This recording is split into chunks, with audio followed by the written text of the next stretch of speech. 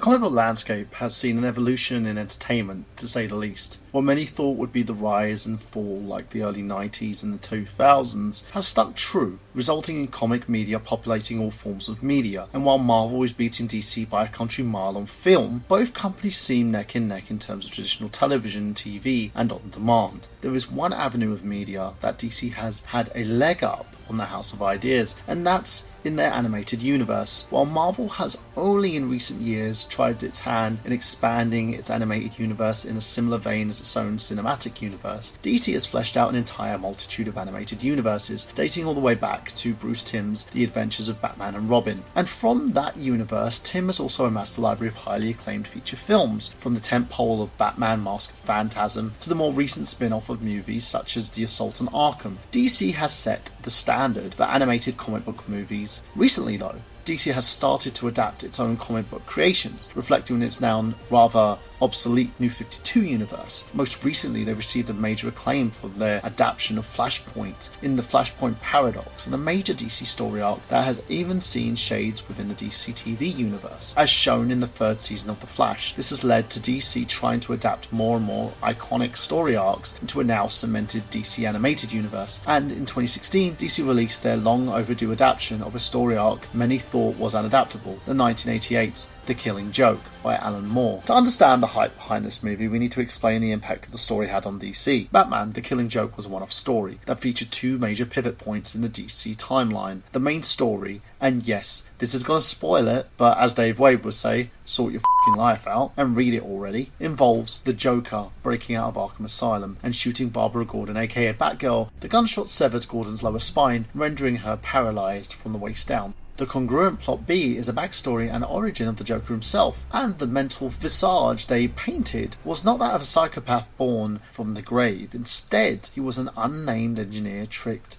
into a botched factory that left him disfigured on the same day he found out that his wife and unborn child were victims of a freak home accident. These are important for several reasons. For Batgirl, her condition transforms her into the Oracle, Batman's Orwellian sidekick, whose tech knowledge allowed her to, what many comic book fans consider, be the most effective hero in the DC universe. In spite of being at the least physically capable. For the Joker, it brought a different wrinkle to the overall character, and brought up the idea that anyone can be made into the Joker. All it takes is one bad day. You're better than me. No.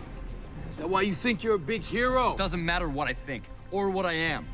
People don't have to die. Come on, Red, you believe that? I believe it's not my call, and it ain't yours either. Somebody asked you to put on that costume, or you take it upon yourself? You know what I think you, hero? I think you're a half measure. I think you're a man who can't finish the job. I think that you're a coward. You know the one thing that you just can't see? You know you're one bad day away from being me. A theme that DC would later mirror with Aaron Eckhart's Two-Face in The Dark Knight. Another major factor in the comic mystique is in its artwork. Artist Brian Bolland took Alan Moore's writing and crafted some of the most iconic visuals in comic book history, which we will reference later. So much fear, dismay, and horror is encapsulated in every panel, and that mere implications that the panels cover put over themes that made this comic considered among likes of Watchmen as a story that would never see its adapted light today. Fast forward in 2011, DC announced the plans to adapt The Killing Joke, even managing to ultimately bring back the retired Mark Hamill to reprise his iconic role of the Joker himself. And with the shiny new R rating attached, fans assumed that it would finally get the adaptation fitting of what Alan Moore kind of envisioned. Sadly, like The League of Extraordinary Gentlemen before it, this is one of those narratives that falls flat on its face. Okay, maybe the movie is nowhere near as bad as The League, but this is not an adaptation fans were hoping for at all. Let's start with the story itself, or rather, stories. The actual story itself is adapted faithfully 30 minutes into the movie. Yes, this movie seems to act on a two-arc structure, which only actual comics being around a second arc. Batman thinking that Batgirl didn't have what it takes to handle fighting crime on her own, and then Batman plows her. Wait, what? Yes, for whatever reason, Azrael felt it best to have Batgirl slide down the proverbial bat pole for no other good reason than it's Batman. No. This is not what you do with Batman and Batgirl. Their relationship has always been established as a father-daughter relationship at best. And before people throw the continuity of Batman Beyond in my face, let me remind you, by this point in time, both Barbara and Bruce are senior citizens. Seeing Batgirl mount Batman is like seeing Batman lube up Robin.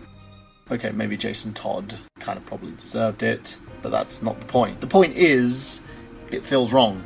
Batman can fuck Catwoman till he's blew in the bat grenades, but Batgirl deserves better. And thanks to the best way to sum up the first act, Batgirl deserves better too. This entire first act weakens a character that any would have put alongside Wonder Woman as being one of the most iconic female characters in the DC universe. And the first half writes her as this petulant child that's made she can fit into daddy's shoes, while on the other paints her as a jilted one-night stand made by Batman who didn't call her up next morning. I know what they were trying to do. DC movies don't have the luxury of years of character development behind it, so having a movie start with a major female character being harmed for the sake of a plot could come off as woman in the fridge syndrome. If done poorly, they needed to establish Batgirl in a short time frame and had to resort to a cinematic shorthand. But god damn, they didn't have to nuke the character from orbit. When you shoehorn a bottom of the barrel for a character to build from, you get situations like Man of Steel. There are certain preconceived character standards that even non-fans can get from Batgirl, and this first act broke a lot of them. And it doesn't help that nothing from the first arc has any bearing on the second. You could literally cut the first arc out, and it would improve the movie tenfold. That being said,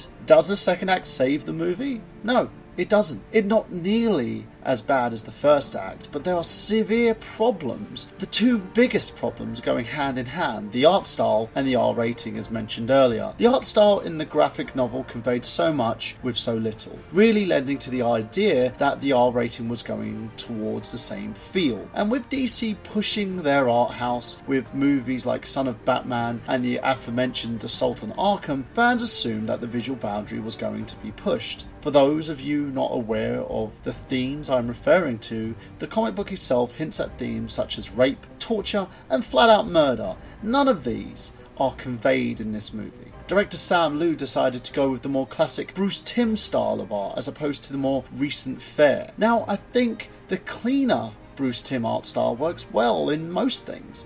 This isn't one of them. When you strip away the detail and the scenes are supposed to convey, you lose all the punch that the comic had. It also doesn't help that the consistency of the art is suspect. If you watch the trailer, you can see the key moments from the comic that the director wanted to emulate, and you can see the money on the screen. However, there are many transition shots in this that also bring me to this R rating, because so much of the mental weight of the screen is stripped out. The R rating is superfluous. Aside from some colourful language and a few shots of blood, you could edit less than a minute out of this film and air this on a CW primetime slot. So is there anything worth mentioning about this movie that's good? Yes. I mentioned Mark Hamill early on, and really his performance saves this movie, both in present day scenes and the tragic backplot of the unnamed engineer. The way he is able to bounce from one to another so cleanly, he adds a weight to the lines that otherwise would be lost if any of his contemporary replacements had spoken them. No play against them, but Hamill can do the character in his sleep. Speaking of doing voices in their sleep, Tara Strong provides the voice of Batgirl in a role that is well done, but it is a Tara Strong role you've heard before. You've heard it several times before, rounding out the cast of course, Kevin Conroy as the definitive Batman, and you have a great voice cast having to carry the weight of the story that had its visual teeth